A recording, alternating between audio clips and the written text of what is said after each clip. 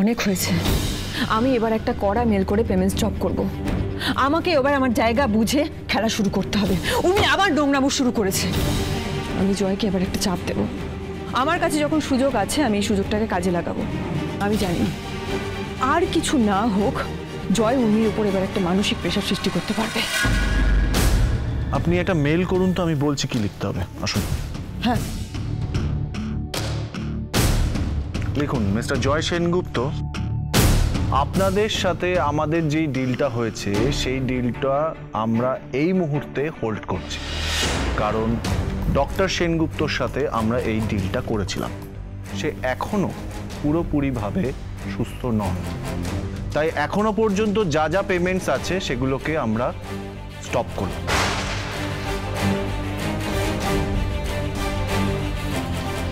দাদা এখন ওষুধ খাওয়ার সময় হয়ে গেছে। আমার ওষুধ? হ্যাঁ ওষুধটা খেতে হবে। দাদার মা আমাকে এখানে রেখে চলে গেছে, কেউ কোনোদিন আমাকে দেখতে আসেনি। ছি ছি, এত অন্যায়, এত অত্যাচার তোর ধর্মে সইবে তোরে উর্মি? ছি। কাকি আর উনি বাবার ঘরে ওভাবে লুকিয়ে কেন ঢুকলো? তাহলে কি মা আমাকে ঠিক কথা বলেছিল? আর আর রুডির আত্মা, ও কেন বারবার আমাকেই দেখা দেয়, মাকে কেন দেখা দিচ্ছে না? কেন প্রতিশোধ নিচ্ছে না? গড, আমি ভাবতে পারছি না, মাথাটা যেন ফেটে যাচ্ছে। সোনা, কি হয়েছে সোনা?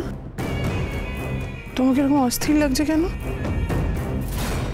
না মানে আসলে কয়েকটা প্রশ্ন মাথায় ঘুরপাক খাচ্ছিল, তাই আর কি। প্রশ্ন? কি প্রশ্ন সোনা? আচ্ছা, রুডির আত্মা বারবার কেন আমার কাছেই আসে?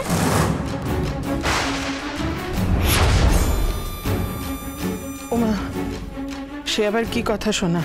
ছেলেটার তো অতৃপ্ত আত্মা এখনো শান্তি পায়নি। ও তো আমার কাছেও আসছে সোনা। না মানে ওর যা ক্ষমতা, ও তো মায়ের কাছে গিয়ে প্রতিশোধ নিতে পারে, কিন্তু কেন নিচ্ছে না?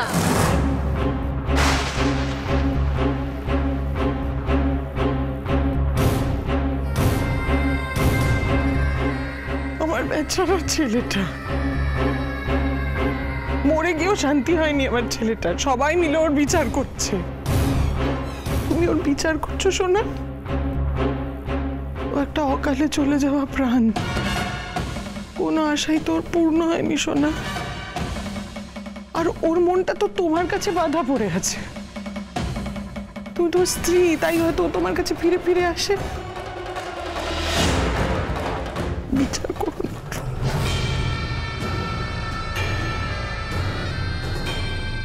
দীপার সাথে দেখা করে এই বোকা মেয়েটার মাথাতেও নানান প্রশ্ন আসতে শুরু করেছে।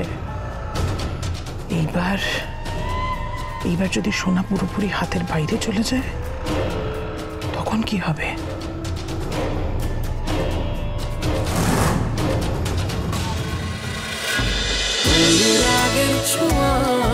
অনুরাগের ছোঁয়া সোম থেকে রবি প্রতিদিন রাত 9:30টায় স্টার জলসায় ও জিও হটস্টারে।